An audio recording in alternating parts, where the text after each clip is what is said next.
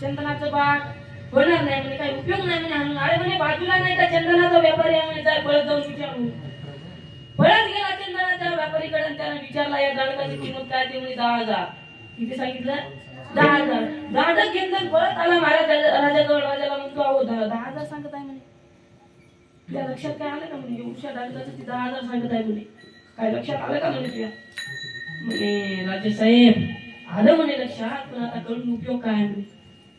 देता का म्हणे अजून 5 एकर. आता हानीलच म्हणे तुला काय बापाची मेल आहे का अजून 5 एकर काय कोळसा करायचा विचार आहे का म्हणे. आणि 5 एकर दिलं म्हणे तुला पहिले काय तुला त्याचा काय उपयोग घेतला नाही म्हणे. मला सांगा हे सांगायला मी कोणाचं? लाकूड तोडे आणि राजा. म्हणजे माझ्या गोळ्या संपल्या एवढ्या मोठ्या शब्दात मी लाकूड तोडे आणि राजाचं सांगायलो. हे सुद्धा चंदनच आहे ना महाराज, देहरूपी चंदन. हे विचारू का देहरूपी चंदन मिळालंय चंदन. लक्ष द्या, मिळालंय चंदन, फक्त याचा कोळसा होऊ देऊ नका म्हणजे झालं नाही तरी गेला जन्म वाया. विठ्ठल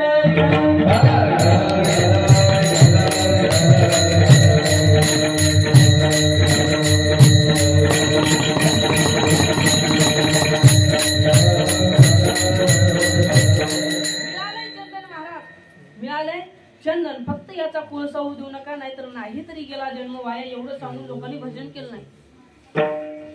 एवढं सांगून लोकांनी भजन केलं नाही. कारण आपण एखाद्याला जर सांगितलं की हे तुझं चुकतंय, त्याला वाटते मला शिकवायला लागला का तू. म्हणजे मी अज्ञान लोक मानायला तयार नाही. एखाद्याला सांगितलं तुझं चुकतंय ते म्हणजे मला शिकवायला लागला का म्हणजे अज्ञान लोक मानायलाच तयार नाही महाराज. पण ऐका, ज्या दिवशी तुम्ही स्वतःला लहान समजेल त्या दिवशी मोठे झाल्याशिवाय राहणार नाही. ज्या दिवशी तुम्ही स्वतःला अज्ञान समजेल त्या दिवशी विद्वान झाल्याशिवाय राहणार नाही. महाराज विठ्ठल विठ्ठल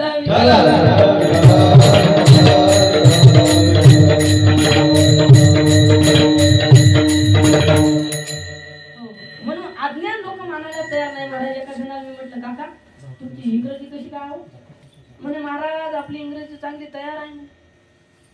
मी म्हटलं ती तिथं आमचे रामभाऊ उभे आहेत म्हटलं, त्यांना बोलवा बरं. ती तिथं आमचे रामभाऊ आहेत म्हटलं, ते पाहू नका मागे कोणीच नाही. सांगायला तुम्हाला उदाहरण रामभाऊ आहेत म्हटलं आमचे, त्यांना बोलवा बरं. ते म्हणे रामभाऊ कमी काय म्हणे कमी आहे. आता त्याला बोलवायचं माहिती होती. म्हटलं वा इंग्रजी तुमची तयार आहे. आता एक काम करा म्हटलं, जसं बोलवलं तसं परत पाठवा म्हटलं. त्याला बोलवायचं माहिती होतं पण त्याला पाठवायचं माहिती नव्हतं मला. पण जरा डोकेबाज होता बहुतेक तुमच्या गावातला असावा. त्यानं काय केलं, ज्या ठिकाणी रामभाऊ पहिले उभे होते त्या ठिकाणी तो गेला आणि तिथून म्हणतो रामभाऊ मला सांगा असा ज्ञान आपला कधी उद्धार करायचा. हे आपलं जे ज्ञान आहे हे जगाला फसवण्याचं ज्ञान आहे मला. पण आपला जर आपल्याला उद्धार करायचा असेल तर एकमेव कारण ते म्हणजे भजन. विठ्ठल विठ्ठल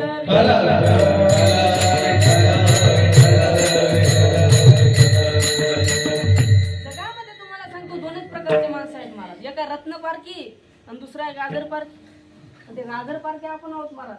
हो आता एका दुकानामध्ये, एका कापडाच्या दुकानामध्ये 100-150 जण गेले. किती? 100-150 जण कापड फाडायला. 100-150 जण गेले म्हणे कापड दाखवा म्हणे, हे नाही ते दाखवा म्हणे, ते नाही हे दाखवा म्हणे, अमुक दाखवा म्हणे, तमुक दाखवा म्हणे. दाखवा दाखवा म्हणून कपड्याचा ढीक लागला. कपड्याचा ढीक लागला पण एकही कापड आवडला नाही. म्हणे का म्हणे आमच्या लायकीचे कापड तुमच्या दुकानात आहे की नाही. आमच्या अंगात कोणते कापड आहे म्हणे तुम्ही दाखवताय कोणते म्हणे. आम्ही आमच्या लायकीचे एखादी कापड आहे की नाही म्हणे, जाऊ दे म्हणे तुमच्या दुकानात मिळणार नाही वाटते म्हणे. जातो म्हणे आम्ही दुसऱ्या दुकानात. मला सांगा त्या दुकानातून 100-150 जण जर उठले तर त्या लाईनीला त्या दुकानाचं नाव खाली होईल ना. या दुकानात कपडे चांगले भेटत नाही. हो आता उठून ते दरवाजापर्यंत गेले की त्या दुकानाचा मालक गाडीचा स्टँड लावत होता. म्हणे राम राम पाटील. म्हणे राम राम. काहू म्हणे तुमच्या लेकराने म्हणे फार 1 तास घेतला म्हणे आमच्याला, पण आम्हाला एकही कापड आवडला नाही म्हणे. आमच्या लायकीचे कापड तुमच्या दुकानात आहे की नाही म्हणे.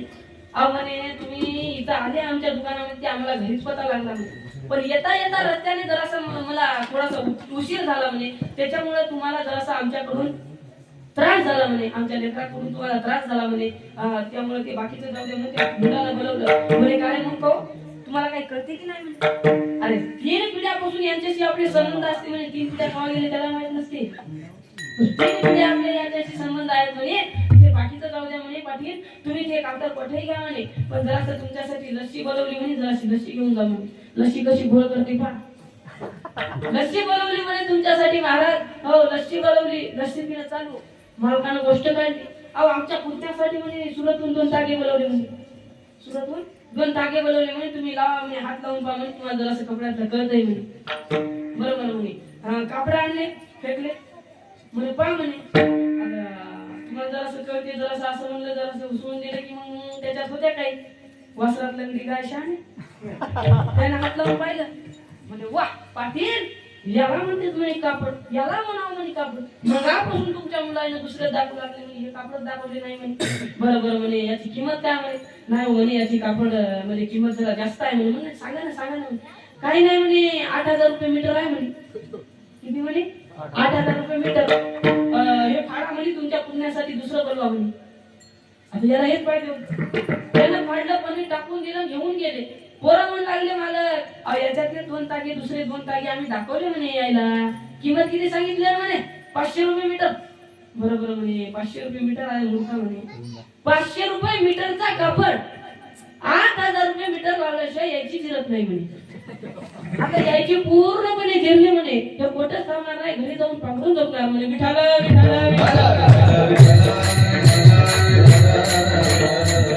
आता हे जे ज्ञान आहे मला, हे ज्ञान आपल्याला पैसा कमवू शकतो या ज्ञानानं, पण स्वतःचा उद्धार नाही ना करू शकतो. मग स्वतःचा उद्धार जर करायचा असेल तर त्याला एकमेव कारण म्हणजे भगवंताचं भजन मला. एकमेव कारण काय, भगवंताचं भजन. एवढं सांगून लोकांनी भजन केलं नाही. याच्याही पुढे तुकोबाला जाऊन सांगतात लागून या पाया विनिवितो तुम्हाला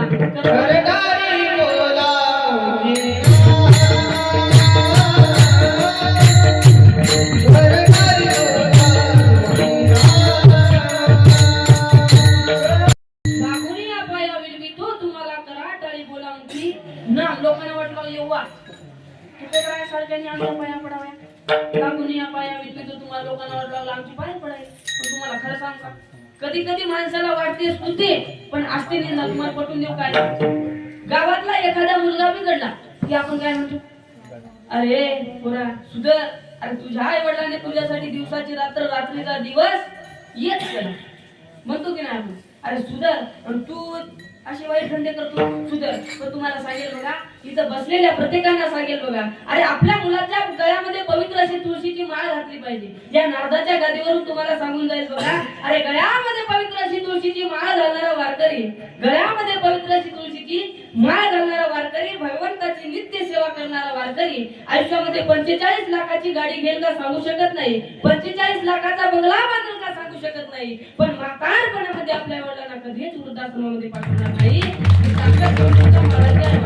हो, मुलांना चांगले संस्कार लावले पाहिजे, गळ्यामध्ये पवित्र अशी तुळशीची माळ घातली पाहिजे, वारकरी शिक्षण संस्थेमध्ये घातलं पाहिजे.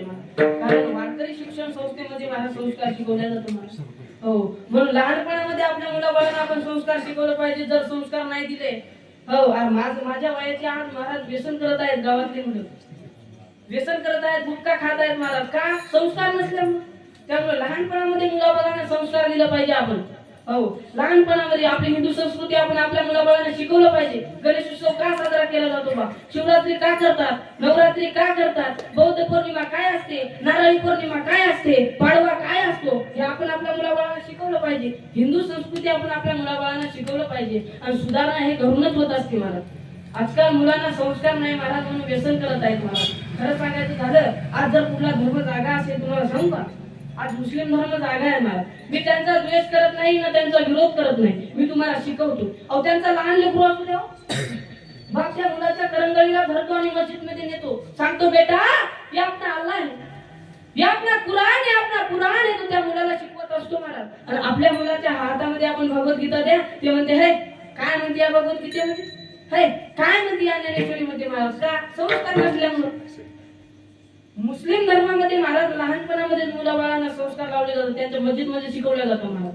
म्हणून आपल्या मुलाबाळांना सुद्धा आपण संस्कार लावण्याकरता वारकरी शिक्षण संस्थेमध्ये घातलं पाहिजे. नका का घालू, पण घरी तरी चांगले संस्कार लावले पाहिजे महाराज. हो, कारण काळाची गरज आहे. आई वडिलांनी मुलाच्या ठिकाणी जागा राहावं आणि मुलांनी आई वडिलांच्या ठिकाणी जागा राहावं महाराज. खरं सांगायचं झालं तर मी नेहमी सांगत असतो बघा, ऊपर जिसका अंत नहीं उसे आसमां कहते हैं, ऊपर जिसका अंत नहीं उसे आसमां कहते हैं, और जिसके प्रेम का कभी अंत नहीं उसे माँ कहते हैं महाराज. हो, दो बार नहीं खिलते, माँ बाप कभी दो बार नहीं मिलते, मिलने को तो हजारों लोग मिल जाते, लेकिन हजारों गलतियां माफ करने वाले माँ बाप नहीं मिलते महाराज, माँ बाप नाही मिळते. म्हणून आई वडिलांबद्दल प्रेम असलं पाहिजे महाराज. हो, जोपर्यंत आई आहे तोपर्यंत माणसाला किंमत कळत नाही महाराज. एकदा का निघून गेली मग मात्र म्हणावं लागतं. कुठे गेली माझी आई मला करमत नाही, हे नाग आई मला झोप येत नाही. 9 महिने गर्भात ठेविले, बोट धरून मला चालविले. आगर रडू आले आई पोरगाई अंगाई, हे नाग आई मला झोप येत नाही. आई वडिलांबद्दल प्रेम असलं पाहिजे महाराज. आई पटवून देता देता बाप पण पटवून देण्याचा प्रयत्न करीत बघा. हो, आईबद्दल कादंबऱ्या, आईबद्दल पिक्चर, आईबद्दल बरंच काही तुम्ही ऐकलं असेल आता. कारण बरंच काही आईबद्दल असते मला, पण बापाबद्दल खूप कमी बोललं जातं मला. बापाबद्दल खूप कमी बोललं जाते. खरं सांगायचं झालं तर आईपेक्षा काकांवर श्रेष्ठ जर कोणाचं प्रेम असेल तर ते बापाच आहे महाराज. फक्त बाप दाखवत नाही आणि आई प्रेम दाखवते महाराज. हो, मग बापाविषयी प्रेम असलं पाहिजे. मी नेहमी सांगत असतो बघा, दुसऱ्याच्या बांधावर 4 पायाचा बैल गेला, दुसऱ्याच्या बांधावर 4 पायाचा बैल गेला आणि त्या बैलाला जर बापाने एक आवाज दिला तर तो फिरतो का नाही? फिरतो. पण आपल्या पोटच्या लेकराला तुम्ही 5 वेळा आवाज द्या, किती? 5 वेळा ते फिरून सुद्धा बघत नाही. बघा, त्या 4 पायाच्या बैलाला बापाने बापाचं प्रेम कळालं, परंतु या 21 वर्षाच्या या 20 वर्षाच्या बैलाला बापाने बापाचं प्रेम कळालं नाही. दुर्भाग्याची गोष्ट आहे महाराज. हो, म्हणून बापाविषयी प्रेम असलं पाहिजे महाराज. मी नेहमी सांगत असतो बघा, किती सुंदर वर्णन आहे. उरामध्ये माया त्याच्या काळ्या मेघावानी, दाखविना कधी कुणा डोळ्यातल पाणी. घडीभर तो थांब जरा, ऐक त्याची दापर, लई अवघड हाय गड्या उमगाया बापर, उमगाया बापर. बाप उसमळ्यात तोडतो या, भाकर पोरासनी ठेवणी खांड उसाच चकतो या. आली जत्रा गावाची बाप जत्रेत फिरायचा, आमची सुखाची चिंता बाप मनात करायचा. बापाविषयी प्रेम असलं पाहिजे महाराज. आवाज सगळंच गेला हो, रोजच कार्यक्रम मध्ये आवाज सगळं पाण्यामुळे सगळं गेलं मला. विठाला विठाला